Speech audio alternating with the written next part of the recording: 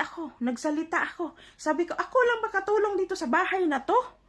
Ako lang ba lahat? Ilan ba kayong aalagaan ko? May mga alaga din ako. Nung nagsalita na ako, nagalit ako, nakasimangot na ako, tumulong. Pinatulong. Pinatulong. Sabi mo ako word by word lang, no? Alam mo, kahit paulit-ulit kang magpaliwanag sa internet, hindi tama yung ginawa mo. Kahit may problema ka, hindi yun ang dahilan para sigawan mo yung bisita mo. Ako lang ba katulong dito? Bisita ng amo mo yun. Katulong ng bisita ng amo mo yun. Wala silang kinalaman sa pinagdadaanan mo.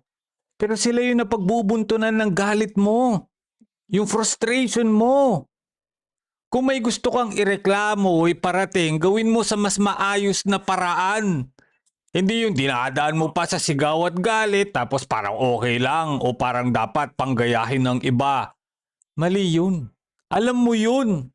Matanda ka na, bulbulan ka na.